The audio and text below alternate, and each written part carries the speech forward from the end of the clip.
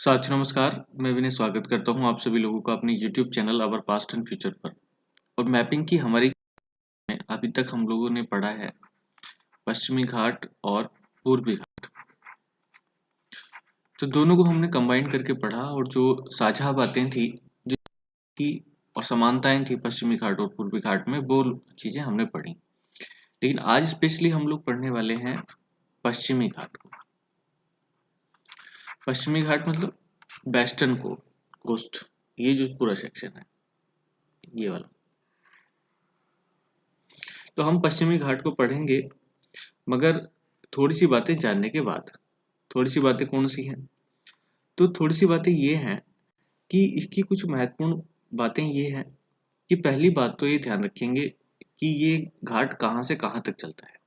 तो वैसे तो आप पहले भी देख चुके होंगे कि ये घाट की स्टार्टिंग होती है गुजरात से, गुजरात क्षेत्र से, और यहाँ से ही चलता है कहाँ तक? नीचे तक।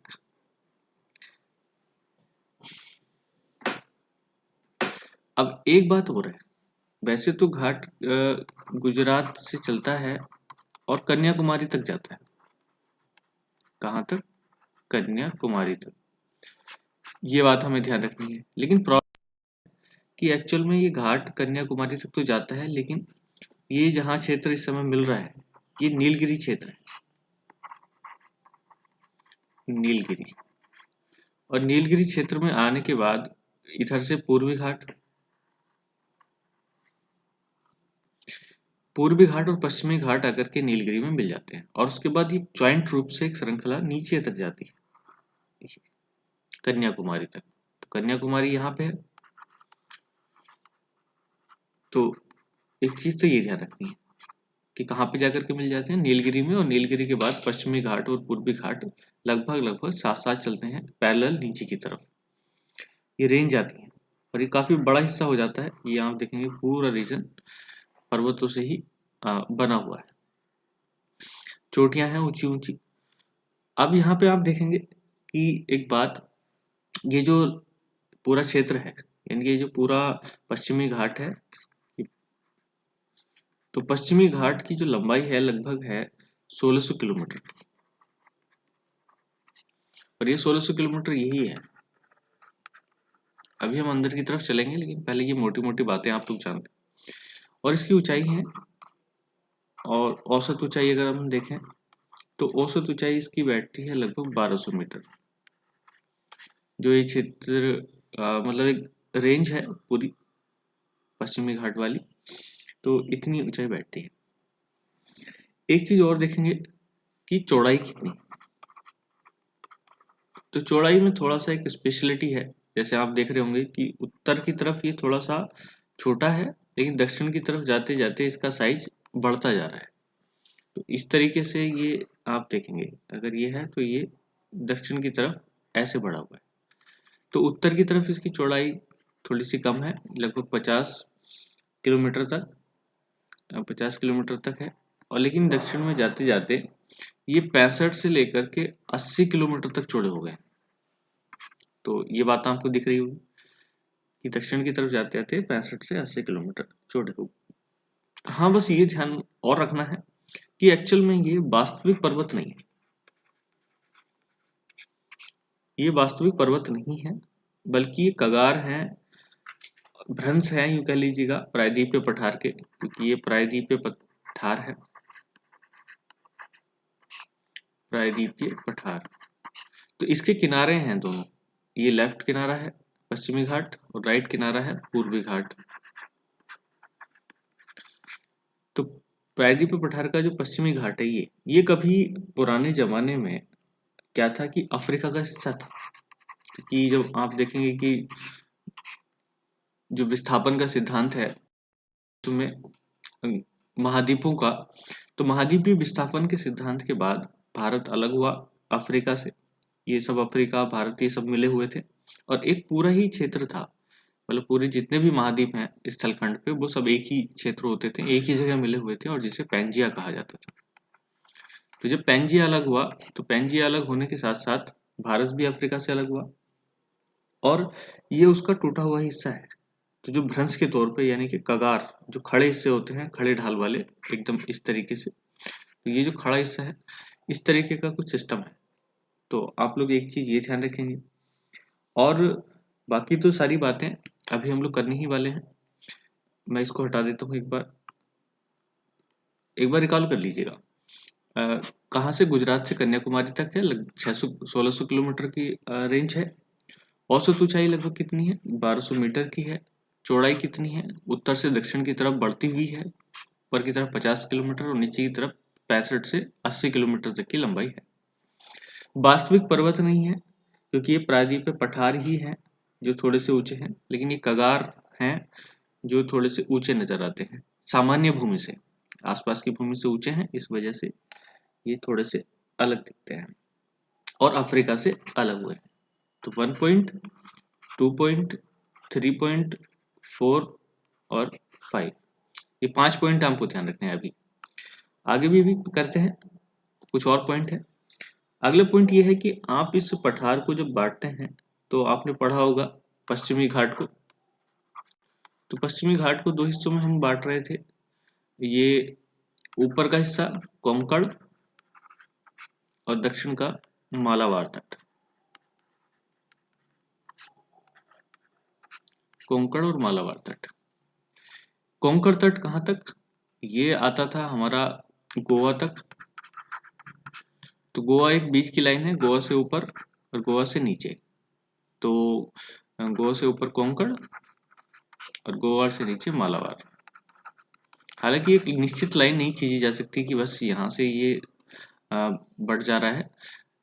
गोवा और कर्नाटक का जो क्षेत्र है, बल्कि कर्नाटक भी इसमें कई बार आप शामिल कर लें, क्योंकि कर्नाटक का भी कुछ क्षेत्र शामिल कर लेते हैं, क्योंकि एक संक्रमण क्षेत्र है और उसी को मिला करके ये चीजें डिवाइड की जाती हैं। तो आज अभी हम जो पढ़ने वाले हैं वो ध्यान रखें। तो पश्चिमी घाट को हम दो हिस्सों में बांटते हैं नॉर्मली, क्योंकि पश्चिमी घाट का एक नाम और है जिसे हम लोग बोलते हैं सह्याद्री। सह्याद्री, तो ये सह्याद्री नाम है किसका, पश्चिमी घाट का। और इस सह्याद्री को पहले कहते थे, मीन्स सॉरी, पश्चिमी घाट को पहले, और ये दो हिस्सों में बटा हुआ था। अगर हम गुजरात से ले लें और ये गोवा तक, ये वाला क्षेत्र, तो गुजरात से गोवा, ये जो मैंने बाहर की तरफ खींचा है, ये खींचा बाहर की तरफ है लेकिन चलता अंदर की तरफ है, ये आपको ध्यान रखना है। तो ये जो क्षेत्र है ये वाला, ये कहलाता है उत्तरी सह्याद्री। और यहाँ लगभग 16 डिग्री की जो लाइन है, 16 डिग्री नॉर्थ, उसके नीचे वाला क्षेत्र दक्षिणी सह्याद्री कहलाता है। चाहे ऐसे लिख दो चाहे ऐसे लिख दो, कोई दिक्कत नहीं। उत्तरी सह्याद्री और दक्षिणी सह्याद्री। अब खास बात क्या है, खास बात यह है कि मैं बताता हूं, एक मिनट।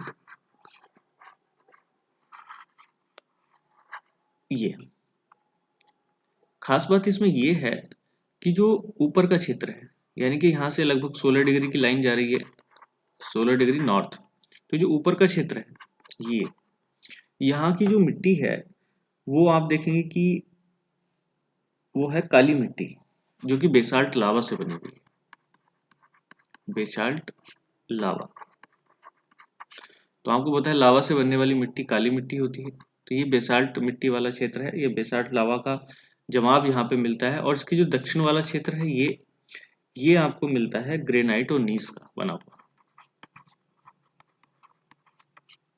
ग्रेनाइट और नीस। तो आप ये नहीं कह सकते कि पूरा पश्चिमी घाट बेसाल्ट से ही बना हुआ है, तो थोड़ा सा चेंज है। इसलिए काली मिट्टी थोड़ी आपको महाराष्ट्र वाले क्षेत्र में मिलेगी, महाराष्ट्र और गुजरात वाले, और जबकि नीचे मिलते हैं आपको ग्रेनाइट और नीस के भंडार। तो इस तरीके से ये है पश्चिमी घाट। तो बातें समझ गए, इसमें जो कुछ पॉइंट थे वो भी आपने समझ ली। सह्याद्री इसका उपनाम है। पीछे भी जो 5 पॉइंट पढ़े थे उसके बाद छठा पॉइंट ये समझ लीजिएगा, 7वां पॉइंट ये समझ लीजिएगा। तो इस तरीके से ये बटा हुआ है। अब अगर हम एक एक चीज को पढ़ेंगे तो बहुत बहुत चीजें बारीकी से समझनी पड़ेंगी, लेकिन अभी पहले मोटी मोटी चीजें हम लोग समझ लें जो हमारे एग्जाम पर्पज से हाल फिलहाल वाले कवर हो सके, तो उसके लिए जरूरी है। तो चलिएगा अब हम सीधे चलते हैं अपने पश्चिमी घाट पे, और विशेष तौर से नीचे वाले हिस्से पे, जो कि काफी जरूरी है। तो ये है एक डायग्राम। तो इस डायग्राम को आपको देखना है और चीजों को समझना है कि कैसे कैसे ये चीजें आगे बढ़ती हैं। क्योंकि एक चीज और है, वो ये कि पूरा जो क्षेत्र है उसको अगर हम लोग देखेंगे तो दिक्कत हो जाएगी। लेकिन ये है आपका केरला का क्षेत्र, केरल, और ये है आपका तमिलनाडु। तो ऐसा मैं इसलिए लिख रहा हूं ताकि आप लोग समझ लें, जिन लोगों ने अभी मैपिंग नहीं की है। और ऊपर तो आपको पता ही है, इधर कर्नाटक है और इधर आंध्र प्रदेश। तो जब नीचे पश्चिमी घाट और पूर्वी घाट मिलते हैं तो क्या क्या सिचुएशन बनती है। मैपिंग यहाँ से बहुत जरूरी बन जाती है, इसलिए क्योंकि एग्जाम में बहुत पूछी जाती है, इसलिए यहाँ की मैपिंग बहुत जरूरी है। और आज हम करने वाले हैं यहीं की मैपिंग। और पश्चिमी घाट में और पूर्वी घाट का जो मिलन बिंदु है कहाँ पे, जो नीलगिरी क्षेत्र है। तो एक्चुअल में ये क्षेत्र है नीलगिरी का। इसको हम एक पॉइंट से तो दर्शा नहीं सकते, लेकिन फिर भी आपको समझना है। तो ये कौन सा क्षेत्र है, नीलगिरी। तो नीलगिरी वो क्षेत्र है जहां पर पश्चिमी घाट और पूर्वी घाट आकर के मिल जाते हैं। ठीक है, ऐसे। अब पश्चिमी घाट और पूर्वी घाट जहां मिलते हैं वो नीलगिरी क्षेत्र है। अब नीलगिरी क्षेत्र में आपको दो बातें देखनी है। नीलगिरी क्षेत्र में एक जगह है, ये यहाँ पे बनाएंगे आप, ये चोटी है। इस टाइप की जो चीजें हम बनाते हैं ये वाली, ये हम चोटियों का स्ट्रक्चर बनाते हैं। ये मैप में भी आपको मिल जाएगा। तो ये चोटी है दोदा बेटा, मैं लिख देता हूँ, दोदा बेटा। दोदा बेटा एक्चुअल में ये साउथ की दूसरी सबसे ऊंची, सेकंड हाईएस्ट पीक है साउथ की। तो ये बात आपको ध्यान रखनी है, जो नीलगिरी क्षेत्र में ही पड़ती है। और नीलगिरी क्षेत्र में ही दोदा बेटा के पास ही एक जगह है बड़ी फेमस, तो ये भी आप लोग लिख लें। ये है उटक मंगलम। उडक भी मिल देते हैं, उडक मंडलम, उटक मंडलम। और उटक मंडलम मतलब एक आपने सुना होगा ऊंटी, ये ऊंटी का ही नाम है।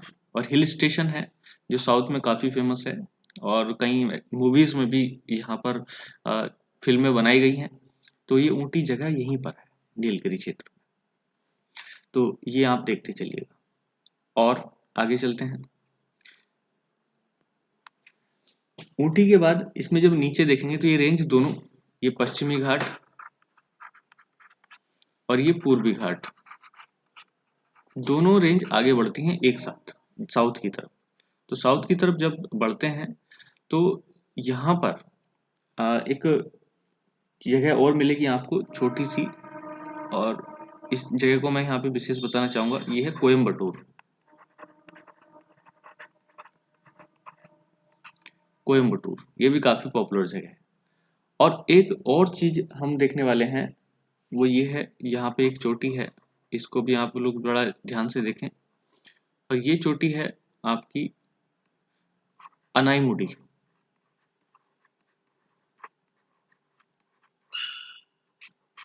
अनाईमुडी, अनाईमुडी दक्षिण भारत की सबसे ऊंची चोटी है, ये आपको ध्यान रखना है। कौन सी, दक्षिण भारत की सबसे ऊंची चोटी। नंबर 1 अनाईमुडी,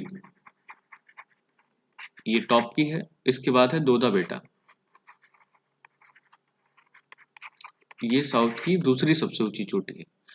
अब इसमें आपको दो रेंज बनानी है। दो रेंज बनाने का मतलब ये है कि ये जो एरिया है, क्योंकि दक्षिण भारत के बाद ये पर्वत ग्रंथियां होती हैं। ग्रंथि का मतलब नॉट्स, तो हिल नॉट्स आपको पढ़नी होती हैं। तो एक नॉट तो कहाँ बन गई, नीलगिरी क्षेत्र में, ये भी एक नॉट है। नॉट मतलब जहां पर कई सारे पर्वत एक जगह इकट्ठे हो जाते हैं, ऐसी एक नॉट बनती है यहाँ अनाईमुडी में। एक्चुअल में क्या है कि एक रीजन ये है जो मैंने लाइन खींची, और एक रीजन ये है इधर, और ये जो नीचे की साइड साउथ में है ये रीजन अलग है। तो एक्चुअल में तीन रेंज यहाँ पे मिलती हैं। ये जो रेंज है ये है आपकी अन्नमलाई, ANA, अन्नमलाई, MALAI, अन्नमलाई। तो अन्नमलाई है, और इधर से आती है आपकी पालनी की हिल्स, PALNI, पालनी हिल्स। ये आपको ध्यान रखनी है, ये अन्नमलाई हिल्स हैं और ये पालनी हिल्स हैं। और साउथ में जो है वो है कार्डमम, CARDMUM, कार्डमम। तो रेंज जहां जहां बन रही है वो आपको ध्यान में रखनी है, ये रेंज है। तो अगर हम अनाईमुडी को देखें, जो अनाईमुडी रेंज बन रही है या अनाईमुडी नॉट बन रही है, तो ये अनाईमुडी नॉट भी है, दिख रहा होगा। तो ये उत्तर से आ रही है अन्नामलाई, उत्तर पूर्व से आ रही हैं नॉर्थ ईस्ट से पालनी हिल्स, और साउथ से कार्डमम हिल्स, और यहाँ पे एक नॉट बन गई है। और ये जो सबसे ऊंची चोटी है दक्षिण भारत की, अनाईमुडी, ये अन्नामलाई का ही हिस्सा है। आप ये जो रेंज देख रहे हैं ये अन्नामलाई, तो अन्नामलाई का ही हिस्सा है अनाईमुडी। ये बात आप समझ गए होंगे। और जब नीचे की तरफ हम लोग चलते हैं, तो नीचे की तरफ आप देखेंगे कि यहाँ पे पर्वत है, ये है अगस्त्यमलाई, ये भी चोटी है ऊपर, अगस्त्यमलाई। साथियों साउथ में सारी मलाई है, आप समझ सकते, सारी मलाई इस तरीके से क्रम से चल रही है। और नीचे आप देखेंगे कि नागरकोइल हिल्स हैं, NAGERCOI, नागरकोइल्स, ये हिल्स हैं। तो इस तरीके से देखेंगे कि जो साउथ है वो भरा पड़ा है घाटों से और क्या बोलते हैं पर्वतों से। तो आप समझ गए होंगे सबसे ऊपर क्या है, दोदा बेटा है नीलगिरी क्षेत्र में, उडक मंडलम है क्योंकि ये भी एक नॉट है, और यहाँ फिर बीच में देखेंगे मध्य जो क्षेत्र है इसमें पालनी की हिल्स हैं, अन्नामलाई हिल्स हैं और कार्डमम हिल्स हैं, और नीचे अगस्त्यमलाई है और उसके नीचे नागरकोइल्स हिल्स हैं। तो ये सारी चित्र आपको दिख रहे होंगे। और मैं आपको एक बात बताता हूँ साथ में, एक्चुअल में जो पश्चिमी घाट है, ये जो पश्चिमी घाट है ये, तो इस पश्चिमी घाट में ये एक रेंज है पर्वत उठी हुई श्रृंखला वाली। तो यहाँ से क्या है कि पास बनाए गए, पास का मतलब है दर्रे। तो क्योंकि जो पहाड़ी क्षेत्र जाता है तो उसको काट करके रास्ते बनाए जाते हैं और इसी को हम लोग बोलते हैं पास या दर्रे। तो जो पश्चिमी और पूर्वी घाट है, तो पश्चिमी और पूर्वी घाट को जोड़ने के लिए 4 महत्वपूर्ण पास बनाए गए हैं, उन पास को हमें ध्यान रखना है। तो एक पास ऊपर, एक पास नीचे, और एक 2 पास हमारे नीचे की तरफ, एक पास यहाँ और एक पास यहाँ। तो ये पास कौन कौन से हैं ये आपको ध्यान रखने हैं। ये पहला है थाल घाट, इनके नाम भी इस तरीके से ही बने हुए हैं, थाल घाट। अगला है भोर घाट, दो तो महाराष्ट्र में ही है, और ये नीचे ये बिल्कुल ज्वाइंट पे पड़ते हैं जहाँ केरला और तमिलनाडु का ज्वाइंट है। तो ये है पाल घाट। तो थाल घाट, भोर घाट और पाल घाट, पाल है पाल घाट, और ये नीचे है सेनकोटा, सेनकोटा। इंग्लिश मीडियम वाले थोड़े सपोर्ट करें, क्योंकि अब मैं प्रॉपर सबकी इंग्लिश नहीं लिख सकता, इंग्लिश गलत हो जाएगी, इस वजह से मैं इंग्लिश ज़्यादा नहीं लिखता, लिखने को तो लिख सकता हूँ, लेकिन आप ध्यान रखेंगे थाल घाट, भोर घाट, पाल घाट और सेनकोटा, इस तरीके से 4 घाट भी मिलते हैं, 4 दर्रे भी मिलते हैं, इनको भी आप कवर करें। अगर हम इसके हिसाब से मिलाएं तो आपको ये ध्यान रखना है कि जो दक्षिण भारत में मिलते हैं वो आप देखेंगे, एक तो रेंज यहाँ पे ये बना लीजिएगा, ये पाल घाट, और दक्षिण भारत में यहाँ ये है सेनकोटा।